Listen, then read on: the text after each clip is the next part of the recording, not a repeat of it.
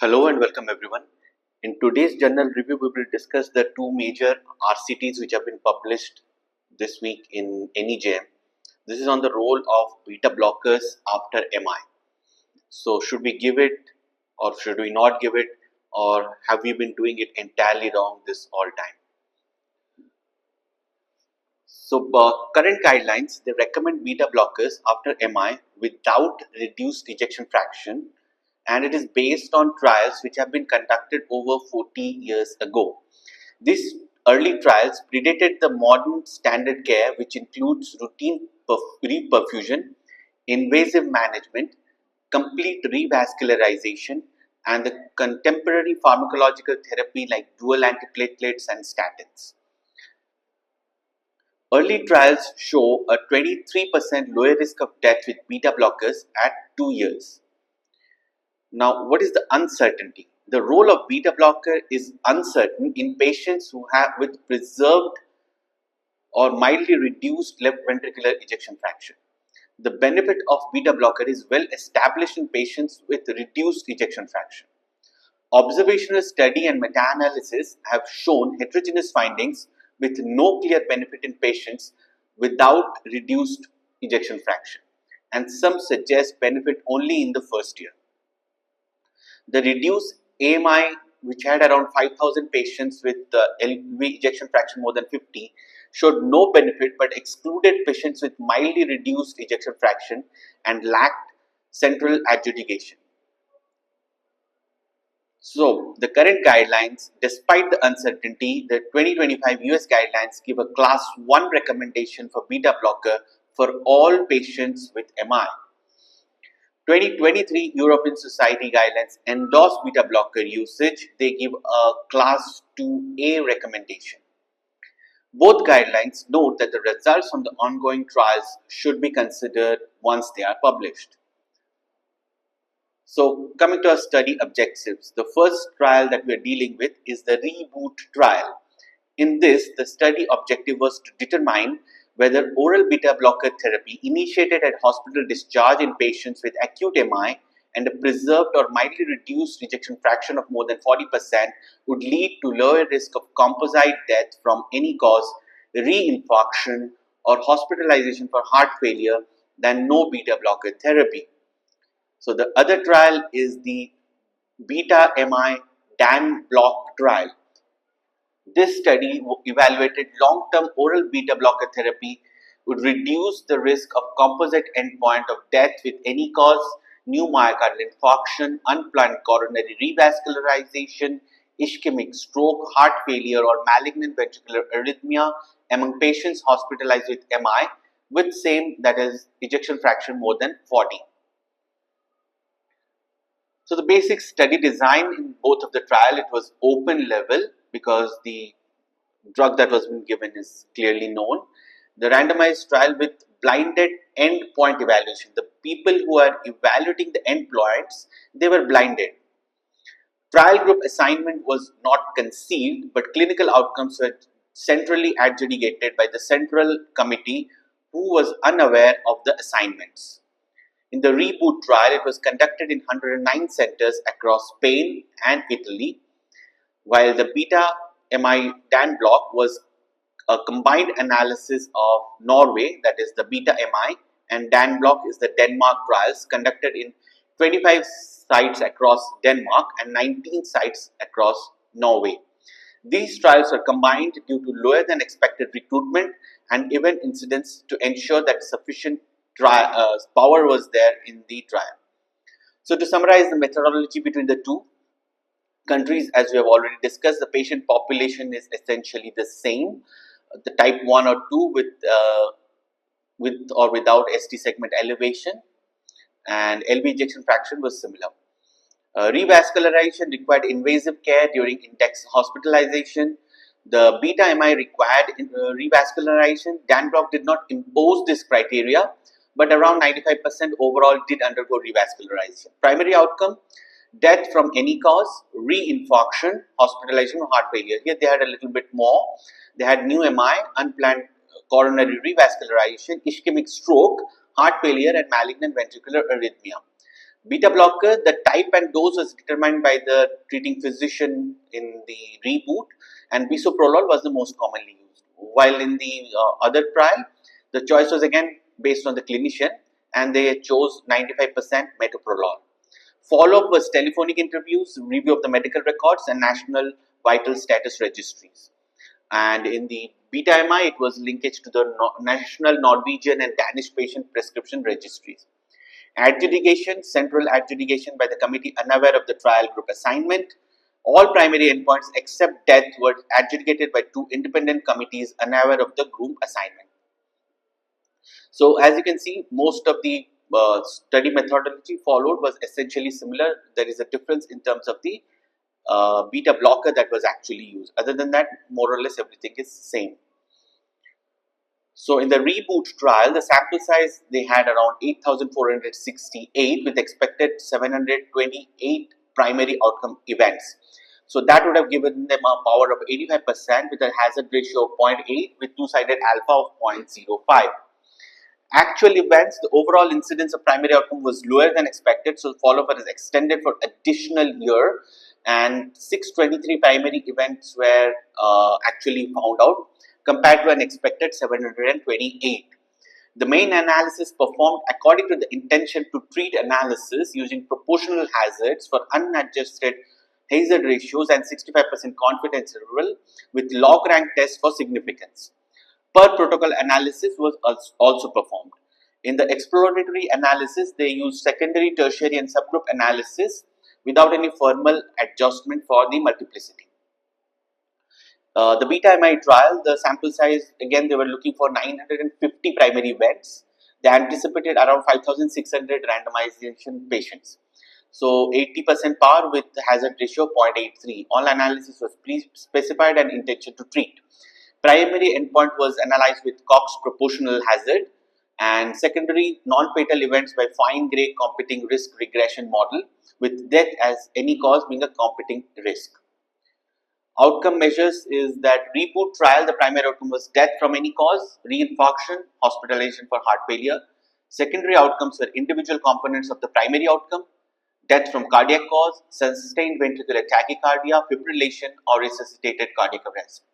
Tertiary outcomes were unplanned revascularization, composite death from cardiac cause, stroke, or MI. And safety outcome was hospitalization for symptomatic advanced atrioventricular block or for stroke.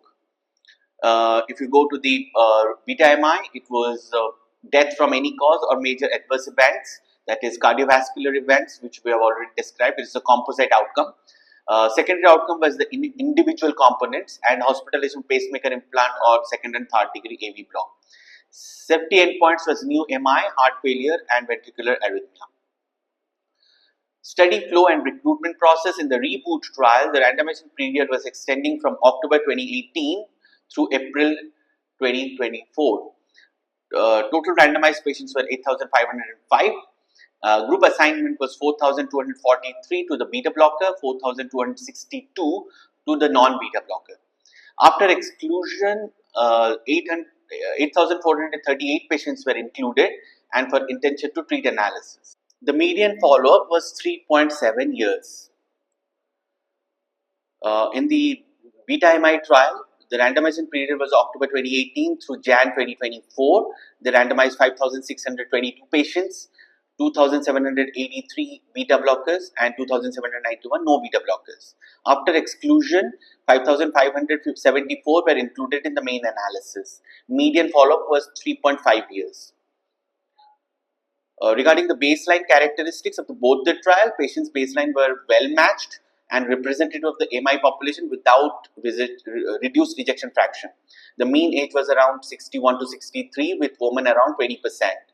High rates of contemporary medical therapy at discharge was seen, and high rates of revascularization was there, and around 10 to 12% had left ejection fraction less than 50, but still it was more than 40. Reboot specifics are 51% had hypertension, 25% diabetes, 51% dyslipidemia, 50% STEMI, and 49% non-STEMI. Bisoprolol, as you have already said, is the most prescribed beta blocker.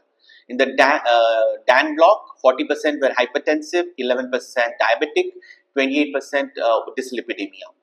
47% was STEMI and the rest was NSTEMI. Long-term metoprolol was around 95%.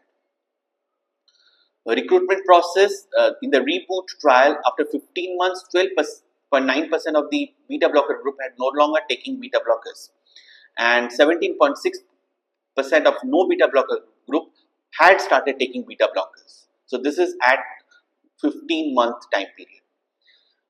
At 48 months, 77.9% were still taking beta blocker in the beta blocker group, and 27% were taking beta blocker in non-beta blocker group. So these things have to be kept in mind. Beta MI at 6 months, 88% beta blocker group were still on beta blockers, and 88% of non-beta blocker group were still not getting beta blockers. The median dose of metoprolol was unchanged at 50 milligrams.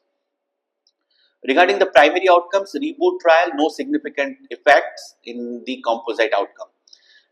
Beta blocker group had 316 events, while 307 events were seen in no beta blocker group. Hazard ratio 1.04 and statistically not significant. Conclusion, beta blocker therapy appears to have no effect. If you look at the composite outcome of the beta MI DAN block, the primary outcome and the composite outcome, again there is 394 in the beta blocker group and 454 in the non-beta blocker group, and this was statistically significant from 14% to 16%. So there is a 2% reduction in the composite outcome.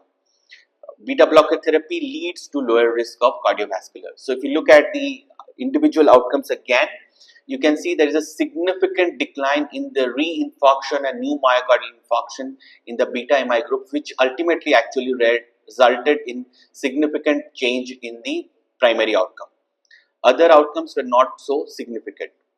So as you can see, the benefit from the beta MI group is coming from the reinfarction and new myocardial infarction.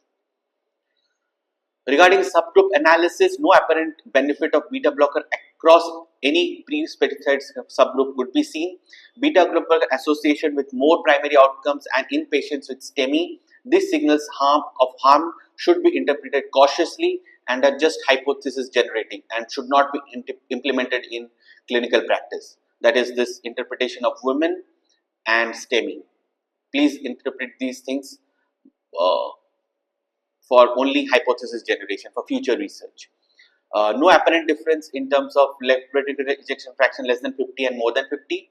If you look at the subgroup of beta MI, then the primary outcome is consistent across all subgroups, including left ventricular ejection fraction subgroups, that is 40 to 49 and more than 50. Benefits were observed for both the subgroups. In terms of safety outcome, no apparent difference in both the groups in terms of all the safety outcomes that we have already discussed. The limitations of an open label trial will be there for both the trials. It partially mitigated by blinding the central adjudication, but then it has its limitations. Although planned sample size and the actual events were 728, they could do only 623, which could impact the statistical power. However, the risk of type 2 error was deemed negligible because the event rate was slightly higher in the beta blocker group.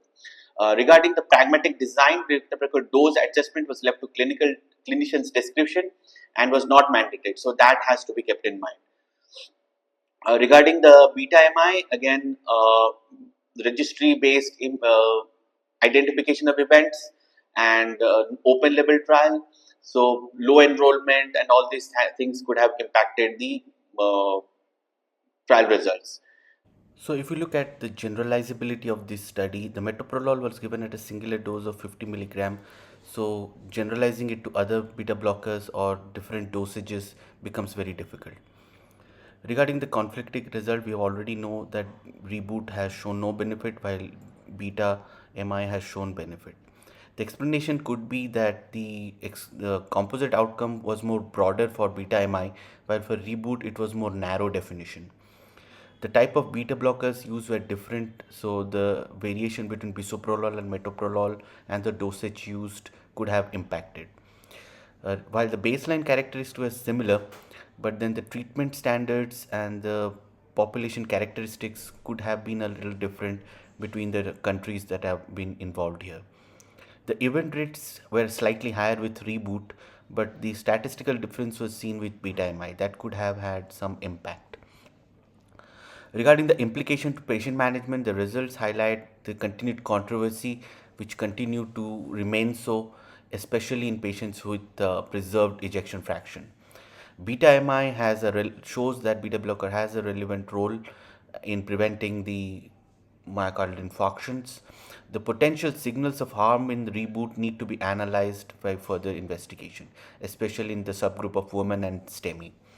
So the current class recommendations need to be revisited by both these societies. In the future research, we need to pool these and see how they are impacting, especially the subgroups. The identification of the subgroups, especially for harm, should be looked into. Head-to-head comparison of different types of beta blockers, different dosage, and also the duration of therapy should be standardized before we can compare instead of a pragmatic study like this. Thank you for your patience.